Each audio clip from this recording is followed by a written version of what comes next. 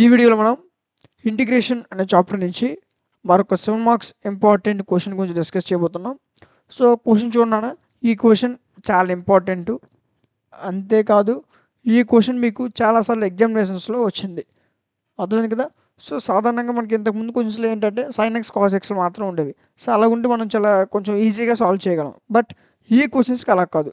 ఇక్కడ ఏమున్నాయి, numerator డినామినేటర్లో sign X cos ఎక్స్తో పాటు కాన్స్టెంట్ టర్మ్స్ కూడా ఉన్నాయి. సో ఈ కాన్స్టెంట్ టర్మ్స్ ఉంటే మనం ఏ విధంగా సాల్వ్ చేయాలి, అర్థమైంది కదా. ఏ రకమైన ఫార్ములాస్ మనం యూజ్ చేయాలో ఒకసారి చూడండి. మీరు ఇందులో మీకు ఏ క్వశ్చన్ ఇచ్చినా మీరు జనరల్గా మీరు ఫస్ట్ గుర్తుపెట్టుకోవాల్సింది ఏంటి, working rule. So first working rule గురించి చూద్దాం. వర్కింగ్ రూల్ మనకి ఏంటంటే numerator is equal to a into d by dx of denominator plus b into denominator. ఇదేంటి మనకి వర్కింగ్ రూల్, అర్థమైంది కదా. సో ఈ వర్కింగ్ రూల్ వస్తే మనం సమ్లో కొంచెం ముందుకు వెళ్ళగలం, లేదంటే ఇక్కడేమో ఆగిపోతాం, అంటే మనం సమ్ చేయాల్సిన అవసరం లేదు. సో వర్కింగ్ రూల్ మాత్రం చాలా ఇంపార్టెంట్. ఎవరికైతే వర్కింగ్ రూల్ వస్తుందో వాళ్ళ సమ్ చాలా ఈజీగా సాల్వ్ చేస్తారు. సో వర్కింగ్ రూల్ వచ్చేసింది. సో వర్కింగ్ రూల్ తర్వాత ఏం చేయాలి ఒకసారి చూడండి.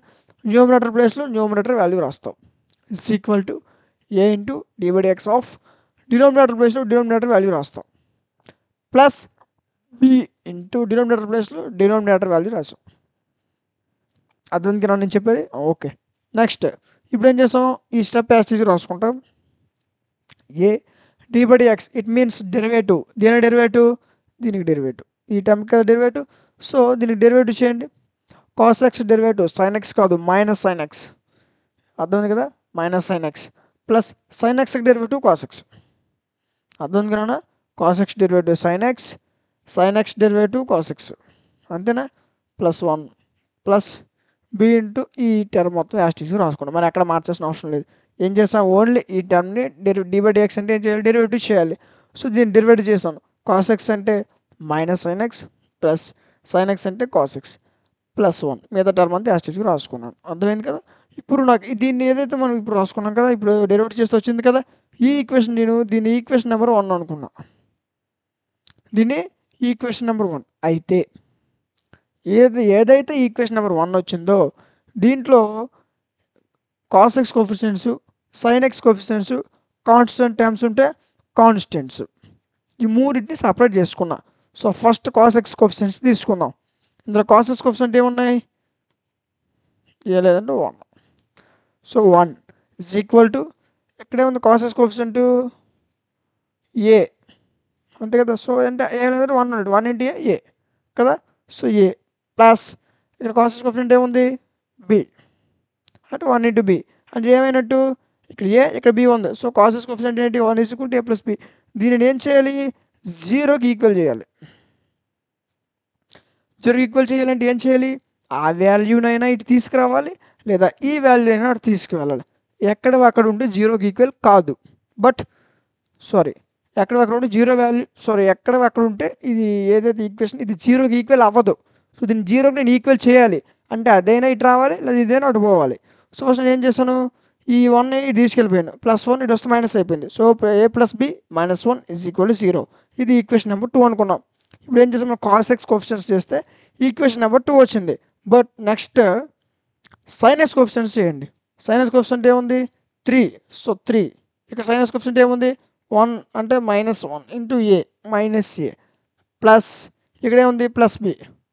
దీన్ని కూడా నేను 0కి ఈక్వల్ చేయాలి, అయితే ఆర్టీకి ఇటు రావాలి, ఇటుదే నాట్ రావాలి కదా. సో నెక్స్ట్ ఏంటి, ఈ మైనస్ ఏ ప్లస్ బి ఉందా, దీన్ని తీసుకొచ్చండి. మైనస్ ఏ ప్లస్ అయిపోయింది, ప్లస్ బి మైనస్ బి అయిపోయింది, plus 3 is equal to 0. Cos X నుంచి ఈక్వేషన్ నెంబర్ 2 వచ్చింది, సైన్ ఎక్స్ నుంచి ఈక్వేషన్ నెంబర్ 3 వచ్చింది. మనకి ఇందులో కాన్స్టెంట్ టర్మ్స్ కూడా ఉన్నాయి, అందుకే మీకు చెప్పాను కాన్స్టెంట్ టర్మ్స్ ఉంటే ఏ విధంగా చేయాలో అని. సో ఈ కాన్స్టెంట్ టర్మ్స్ కూడా ఉన్నాయి. ఇప్పుడు మనం ఏం చేస్తాం, కాన్స్టెంట్ టర్మ్స్ ఏమున్నాయి 7 ఉంది. సో 7 ఇందులో కాన్స్టెంట్ టర్మ్ ఏదైనా ఉందా, 1 ఉంది. సో 1 ఇంటూ ఏ 1 మినిట్ ఓకే. ఇక్కడ కాన్స్టెంట్ టర్మ్ ఏమైపోతుంది 0 కదా, ఎందుకంటే మనం డెరివేటివ్ చేసాం కదా. సో డెరివేటివ్ చేసినప్పుడు కాన్స్టెంట్ టర్మ్ ఇక్కడ 0 అయిపోతుంది, ఇక్కడ 1 ఉండదు. గుర్తుపెట్టుకోండి, ఇప్పుడు మనం డెరివేటివ్ చేసాం కదా రెండింటికి.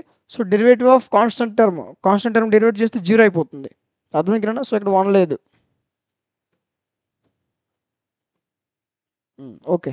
ఇప్పుడేముంది ఇక్కడ ఏం లేదు కాబట్టి ఏం లేదు. ఇక్కడేముంది 1 ఉంది. ఇక్కడ 1 ఉంది. ఇక్కడ డెరివేట్ చేయలేదు. ఇక్కడ 1 ఉంది కదా! So 1 into b plus c. అర్థమైంది కదా నేను చెప్పేది? కాన్స్టెంట్ టర్మ్స్ తీసుకున్నాం. కాన్స్టెంట్ టర్మ్ ఇక్కడ ఏది ఉంది? 7 ఉంది. సో 7 ఇక్కడ ఏమి లేదు. సో ఏం రాక్కర్లా. ఈజ్ ఈక్వల్ ఇక్కడ ఏముంది? 1 ఉంది. సో 1 ఇంటూ బి మిగిలింది ప్లస్. ఇదే మనకి ఈక్వేషన్ నెంబర్ 4. కాస్ ఎక్స్ నుంచి ఈక్వేషన్ నెంబర్ 2, సైన్ ఎక్స్ నుంచి ఈక్వేషన్ నెంబర్ 3, కాన్స్టెంట్ టర్మ్ నుంచి ఈక్వేషన్ నెంబర్ 4. 3 ఈక్వేషన్లు వచ్చాయి. ఇప్పుడు నేను 2ని 3ని సాల్వ్ చేస్తా. ఎలా సాల్వ్ చేస్తున్నా ఆల్రెడీ మీకు తెలుసు కదా! ఏంటి సెంట్రల్ తీసుకోవాలి. ఏంటి ఏబి అంటే ఏంటి? 1 1. ఏ అంటే 1, బి అంటే 1 అని అర్థం. ఇక్కడ ఏ లేదంటే 1 అని అర్థం. సో ఇదేం రాసుకోవచ్చు? 1 అంటే సెంటర్ నుంచి స్టార్ట్ అయ్యి మళ్ళీ ఇక్కడ ఎండ్ చేయాలి. తెలుసు కదా మీకు? సో 1 -1 1 అండ్ 1 ఏంటి? Solve 2 and 3. 1 -1 1 and 1 సరిపోయింది కదా! అప్పుడు వెయిట్ మరి ఇదేమవుతుంది? -1 3 1 and -1 అర్థమైందా? -1 3 1 and -1. దీన్ని మనం ఏడి మైనస్ బీసీలో సాల్వ్ చేస్తాం. ఈ ఫామ్లో సాల్వ్ చేయాలి. సో ఇప్పుడు ఏంటి? 1 into 3 3, 1 into 1 1, minus into minus so +1. ఫార్ములాలో మైనస్ ఉంది. సో -1 అర్థమైందా? Is equal to ఇదేమవుతుంది? -1 3 1 3 +3 కానీ ఫార్ములాలో మైనస్ ఉంది కదా! So plus into minus minus. So ఇదేమవుతుంది? -3. Next 1 into -1 -1, 1 into 1 1, all minus ఉంది కదా! సో -1 అర్థమైంది కదా! సో వీటి నుంచి మనకి ఏబీ వాల్యూస్ వస్తాయి. ఇప్పుడు ఏంటి? ఇప్పుడు చూడండి 1 3 3 కదా! ఓకే 3. నెక్స్ట్ ఏంటి? -1 సరిపోయిందా? ఓకే బి 1 1 1 ఇదేంటి? -3 సరిపోయింది కదా! ఓకే ఇక్కడ సరిపోయింది కదా! ఎక్కడ తప్పలేదు కదా! ఒకసారి చూసుకోండి. +3 -1 +2 -1 -3 -4 -1 -1 -2 అర్థమైందా? సో ఇప్పుడు ఈ రెండింటిని సాల్వ్ చేయండి నాన్న. ఏ వాల్యూ వస్తుంది? ఈ రెండింటిని సాల్వ్ చేయండి. బి వాల్యూ వస్తుంది. ఇప్పుడు చూడండి ఏ వాల్యూ ఈ రెండు సాల్వ్ చేస్తే ఏంటి? క్యాన్సిల్ అయిపోద్ది. అప్పుడు ఏం మిగులుతుంది? -1. ఈ రెండు సాల్వ్ చేస్తే 2 1 2 అంటే ఏమవుతుంది ఇక్కడ? 2. ఏ వాల్యూ మనకి ఎంత వచ్చింది? -1. బి వాల్యూ ఏమొచ్చింది? 2. ఈ రెండు ఎలా వచ్చాయి? ఈ రెండు సాల్వ్ చేస్తే ఈక్వేషన్ నెంబర్ 1 వచ్చి ఈక్వేషన్ నెంబర్ ఏ వచ్చింది? సారీ ఏ వాల్యూ వచ్చింది? ఈ రెండింటిని సాల్వ్ చేస్తే బి వాల్యూ వచ్చింది. అర్థమైందా? సో ఏబి వాల్యూస్ వచ్చాయి. కానీ నాకు సి వాల్యూ కూడా కావాలి. సి వాల్యూ కావాలంటే ఏం చేయాలి? ఇక్కడ ఏముంది? B plus c. కానీ ఇక్కడ ఏం కావాలి? సి వాల్యూ కావాలి. అంటే మనం ఏం చేయాలి? బి ప్లేస్లో బి వాల్యూ సబ్స్టిట్యూట్ చేయాలి. ఇప్పుడు ఈక్వేషన్ నెంబర్ 4 తీసుకొని బి ప్లేస్లో ఇప్పుడు మనం వాల్యూస్ ఫైండ్ అవుట్ చేసాం కదా! A value? B value. So B ప్లేస్లో బి వాల్యూ సబ్స్టిట్యూట్ చేస్తే మనకి సి వాల్యూ తెలుస్తుంది. చూడండి ఫ్రమ్ ఈక్వేషన్ నెంబర్ 4 ఏంటి? 7 = బి ప్లస్ సి. ఇదేంటి? ఈక్వేషన్ నెంబర్ 4 కదా! సో బి ప్లస్లో ఎంత వస్తుంది? B value 2. సో బి ప్లస్లో 2 పెట్టండి ప్లస్ సి సరిపోయిందా? ఇప్పుడు 2 తీసుకోవచ్చు. 7 - 2 = సి. నాకు సి కావాలి. మరి 2 అవసరం లేదు కాబట్టి 2 తీసుకోవచ్చు. +2 ఇటు వస్తే ఏమవుతుంది? మైనస్ అయిపోయింది. 7 - 2 5. నాకు సి వాల్యూ ఎంత వచ్చింది? 5. ఇప్పుడు నాకు ఏ వాల్యూ తెలుసు? బి వాల్యూ తెలుసు, సి వాల్యూ తెలుసు, 3 తెలుసు. కాబట్టి ఈ 3 వాల్యూస్ తీసుకెళ్ళి ఈక్వేషన్ నెంబర్ 1లో సబ్స్టిట్యూట్ చేయండి. ఈక్వేషన్ నెంబర్ 1 ఏంటి? ఇది. ఈక్వేషన్ నెంబర్ 1 ఇది కదా! సో ఇక్కడ ఏ బి సి ఈ సి ఏబిసి ఉన్నాయి కదా! సో ఏబిసి ప్లేస్లో A value, B value, C value substitute చేయండి. అలా సబ్స్టిట్యూట్ చేస్తే మీకు వచ్చే ఈక్వేషన్ ఇది. అర్థమైందా లేదా? యాస్టీస్గా రాసేసుకుంటారు. సి ప్లస్లో C value, B plus B value, A ప్లస్లో ఏ వాల్యూ రాసాం అంతే. ఇంకేం తేడా లేదు. ఇప్పుడు మీరు చూడండి ఈ టోటల్ ఈక్వేషన్ దేనికి ఈక్వల్? దీనికే కదా! ఈ టర్మ్కే కదా! రైట్. సో ఇప్పుడు నేను ఏం చేయొచ్చు? ఇక్కడ క్వశ్చన్లో మనకి క్వశ్చన్ తీసుకోండి. ఏముంది ఇక్కడ? cos x + 3 sin x + 7 అంటే ఈ టోటల్ ఈక్వేషన్ దేనికి ఈక్వల్? దీనికే కదా! కాబట్టి దీని ప్లేస్లో ఇది రాసుకోవచ్చు కదా! సో ఈ టోటల్ ఈక్వేషన్ బై ఈ డినామినేటర్ టర్మ్ రాసుకుంటాం. అర్థమైందా లేదా? ఓకే. ఇప్పుడు చూడండి ఏం చేసింది ఇప్పుడు? cos x + 3 sin x + 7 అదే కదా ఇక్కడ ఉంది. సో ఈ ప్లేస్లో ఏదైతే మన వాల్యూ వచ్చింది కదా! సో దీన్ని రాసుకున్నాను బై డినామినేటర్ వాల్యూ యాస్టీస్గా రాసుకున్నాను. అర్థమైంది కదా? Into dx. సో ఇప్పుడు ఏం చేస్తాను? కాన్స్టెంట్ టర్మ్స్ బయట తీసుకున్నా. అంతేనా? కాన్స్టెంట్ టర్మ్స్ బయట తీసుకొని ఏదైతే డినామినేటర్ వాల్యూ ఉందో ఈ డినామినేటర్ వాల్యూ ఈ వాల్యూకి చెందుతుంది, ఈ వాల్యూకి చెందుతుంది, ఈ కాన్స్టెంట్ టర్మ్కి ఏదైతే ఉందో దానికి కూడా చెందుతుంది. అర్థమైందా? సారీ ఏదైతే ఏ వాల్యూ అన్నాం దీన్ని? డినామినేటర్ అన్నాం. వెయిట్ కాన్స్టెంట్ టర్మ్ కదా. సో కాన్స్టెంట్ టర్మ్ కూడా చెందుతుంది కాబట్టి ఈ వాల్యూ దీనికి మూడుకి చెందుతుంది కాబట్టి మూడు సపరేట్ చేసి రాసుకున్నా. కాన్స్టెంట్ టర్మ్ ఏముంది -1 బయట తీసుకొచ్చాను, ఈ రెండు సపరేట్ రాసుకున్నా డిఎక్స్. నెక్స్ట్ ఈ వాల్యూ ఏదైతే ఇక్కడ 2 ఉంది, 2ని బయట తీసుకున్న కాన్స్టెంట్ టర్మ్ కాబట్టి మిగిలింది ఈ రెండు సపరేట్ చేసుకున్నాం. అంటే ఏం లేదు నాన్న, ఇందులో ఏవైతే కాన్స్టెంట్ టర్మ్స్ ఉన్నాయో సో ఈ కాన్స్టెంట్ టర్మ్స్ని బయటికి తీసుకొని ఈ వాల్యూ డినామినేటర్ ఏదైతే ఉందో డినామినేటర్ వాల్యూ ఏదైతే ఉందో ఈ వాల్యూని దీనికి సపరేట్ చేసి రాసుకున్నా. ఇక్కడ 5 డినామినేటర్ ఇక్కడ 5 ఏదైతే కాన్స్టెంట్ ఉందో కాన్స్టెంట్ వాల్యూని బయట తీసుకొచ్చాను. అప్పుడు ఏం లేకపోతే 1 ఉన్నట్టు. సో 1 ఈ డినామినేటర్ వాల్యూ ఇంటూ డిఎక్స్. అర్థమైందా లేదా? ఓకే. ఇప్పుడు మీరు చూసుకున్నట్లయితే ఏదైనా క్యాన్సిలేషన్ అవుతుందా? అవుతుంది. ఏది ఈ రెండు ఒకే ఉన్నా కదా తెగిపోద్ది, మరి తప్పదు. ఓకే. నెక్స్ట్ ఇంకేం మిగిలాయి మీరు అబ్జర్వ్ చేసినట్లయితే ఇక్కడ మీకు డినామినేటర్లో ఏదైతే వాల్యూ ఉందో దీని యొక్క డెరివేటివ్ న్యూమినేటర్లో వచ్చింది. అంతేనా? డినామినేటర్లో ఏముంది? Cos x derivative minus sin x ఉంది. sin x derivative cos X అంటే డినామినేటర్లో ఏదైతే మనకి వాల్యూ వచ్చిందో దీని యొక్క డెరివేటివ్ న్యూమినేటర్లో ఉంది. అలా ఉంటే మనం ఏ ఫార్ములా యూజ్ చేయాలి? ఇంటిగ్రల్ f'(x/f(x) ఈ ఫార్ములాని యూజ్ చేయాలి. ఫార్ములా ఏంటి? Log modulus f(x+c). ఇది ఫార్ములా. అర్థమైందా? దీన్ని గుర్తుపెట్టుకోండి, చాలా ఇంపార్టెంట్ ఫార్ములా. ఇది ఎప్పుడు యూజ్ చేయాలంటే డినామినేటర్ ఏదైతే వాల్యూ ఉంటుందో దీని యొక్క డెరివేటివ్ న్యూమరేటర్లో వచ్చేటప్పుడు మాత్రమే ఈ ఫార్ములాని మనం యూజ్ చేయాలి. అర్థమైందా? సో ఇప్పుడు చూడండి, డినామినేటర్ ఏదైతే వాల్యూ ఉందో దీని యొక్క డెరివేటివ్ న్యూమరేటర్లో ఉంది. సో ఇప్పుడు నేను చేయాలి log modulus f(x+c). So f(x) అంటే cos x plus sin x plus 1 కదా. సో ఇదే తీసుకుంటాను. Next log modulus cos x plus sin x plus 1. Next ఇంకేముంది? +2. సో +2 సరిపోయిందా? నెక్స్ట్ ఇంకేముంది? క్యాన్సిల్ అయిపోయింది. ఇంకేముంది? ఇంటిగ్రల్ dx అంటే ఎంత? x కదా. సో నెక్స్ట్ ఏం రాసుకున్నాను? x +5 మిగిలిన టర్మ్ యాజ్ టీజ్ రాసుకుంటా. దీన్ని నేను 2 అనుకున్నాను. ఇలా ఉంచండి. ఇప్పుడు ఏం చేయాలి? సాధారణంగా మనకి క్వశ్చన్లో కాస్ ఎక్స్ సైన్ ఎక్స్ లేదు, మరి ఇక్కడ ఆన్సర్ వచ్చేసినట్టే. బట్ అది కాన్స్టెంట్ టర్మ్స్ కూడా ఇచ్చాడు. అంటే అదనంగా ఏబీతో పాటు సి కూడా కట్టామంటే ఒక ఈక్వేషన్ ఎక్స్ట్రా వచ్చినట్టే కదా. మరి దాన్ని కూడా మనం సాల్వ్ చేయాలి కదా. సో ఇక్కడ వరకు మీరు పక్కన పెట్టండి. ఇదంతా అంటే ఇక్కడ వరకు మనకి ఏమి వచ్చింది? ఆన్సర్ అనేది వచ్చేసింది ఇక్కడ వరకు. నెక్స్ట్ ఇంకా అదనంగా ఇది ఒకటి వచ్చి ఈ వాల్యూ ఒకటి వచ్చింది. ఏంటి? 1/cos x plus sin x plus 1 into dx. ఇప్పుడు దీన్ని కూడా మనం సాల్వ్ చేయాలి. దీన్ని సాల్వ్ చేస్తే ఒక వాల్యూ వస్తుంది. అర్థం కదా? సాల్వ్ చేస్తే మరి ఏదో ఒక ఆన్సర్ వస్తుంది కదా దీన్ని సాల్వ్ చేస్తే. సో ఏదైతే వాల్యూ వస్తుందో దాన్ని ఈ ప్లేస్ సబ్స్టిట్యూట్ చేస్తే అదే మనకు ఫైనల్ ఆన్సర్ అవుతుంది. అర్థమైంది కదా? ఇప్పుడు చూడండి, అలా మీరు సాల్వ్ చేయాలంటే మీకు ఖచ్చితంగా దీన్ని సాల్వ్ చేయాలంటే ఇక్కడ మీకు t అంటే ఏంటి, dx అంటే ఏంటి, cos x అంటే ఏంటి, sin x అంటే ఏంటి, ఈ 4 తెలిస్తే మీరు దీన్ని చాలా ఈజీగా సాల్వ్ చేయగలరు. అర్థమైందా? ఇది గుర్తుపెట్టుకోండి. t అంటే tan x/2, sin x అంటే 2t/1 + t², cos x అంటే 1 - t²/1 + t², dx అంటే 2dt/1 + t². సో ఈ ఫార్ములాస్ చాలా ఇంపార్టెంట్. ఈ వాల్యూస్ మీకు మర్చిపోతే సమ్ అనేది మర్చిలేరు. అర్థం కదా?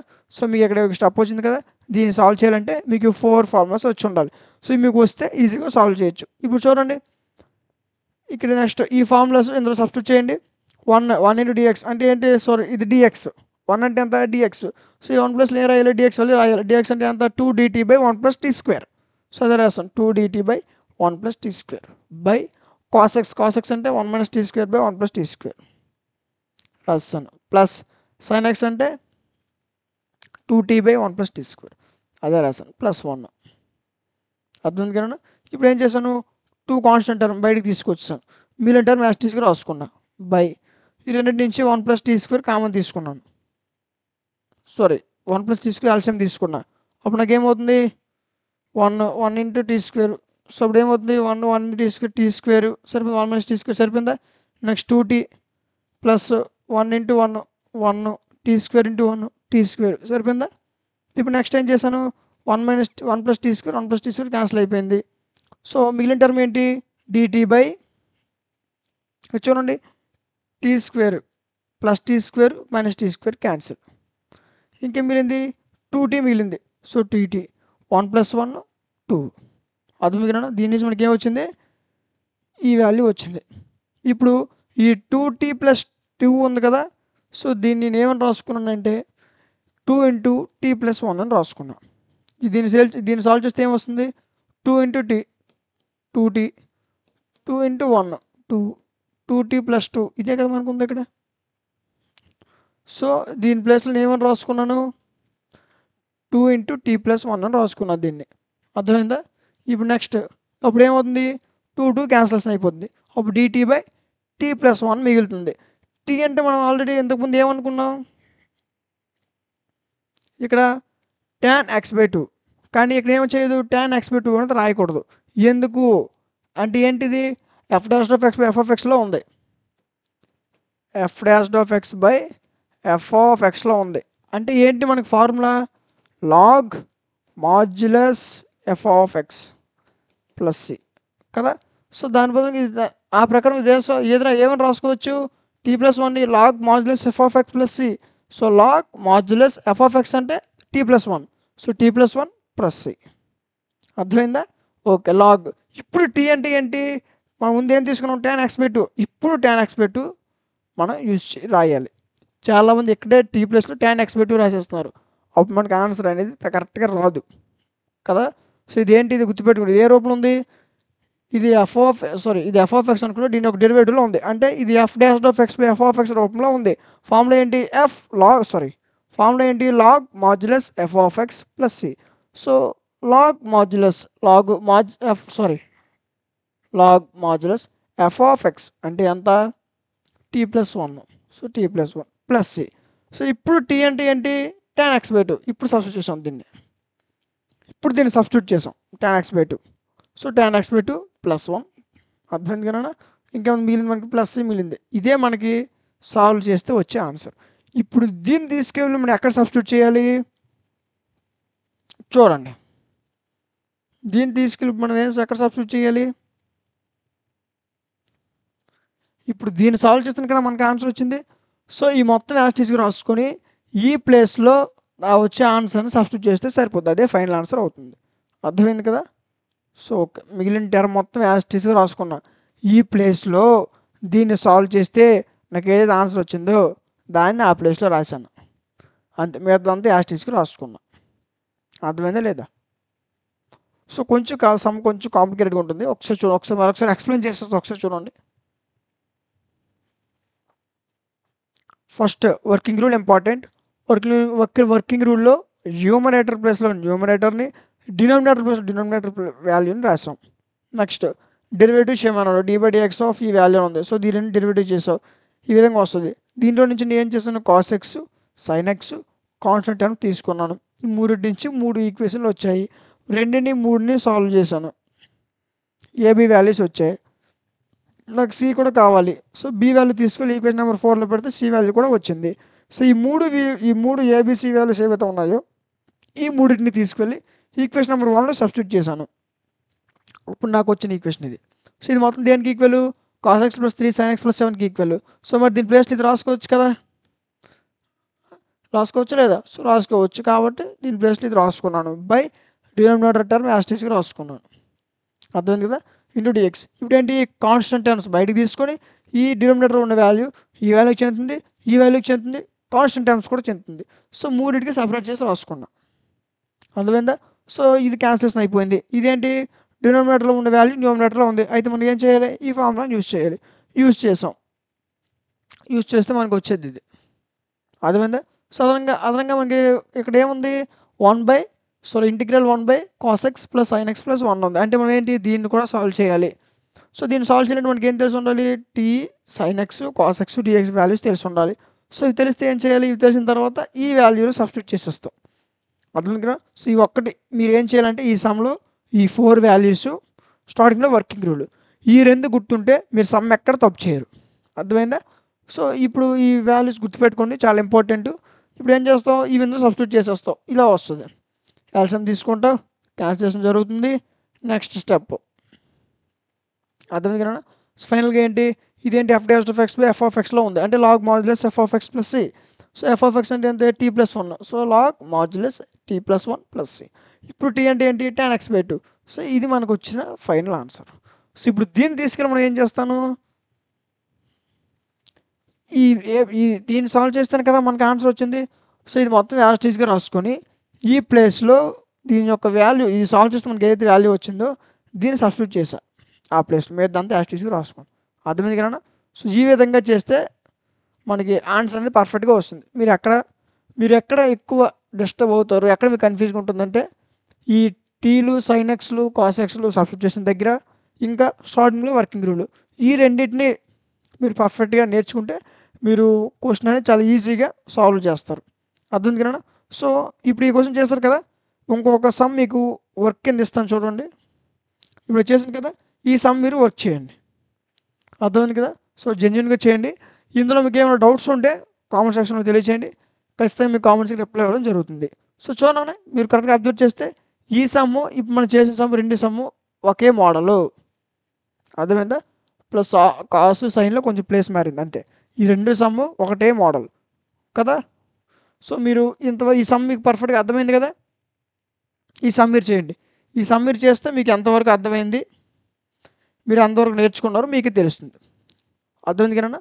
సో ఈ సమ్ చేసి ఇక్కడ ఏమైనా డౌట్స్ ఉంటే కామెంట్ సెక్షన్లో తెలియచేయండి. ఖచ్చితంగా మీ కామెంట్స్కి రిప్లై ఇవ్వడం జరుగుతుంది. అర్థమైంది కదా. సో ఇది ఈ సమ్ యొక్క కంప్లీట్ సొల్యూషన్.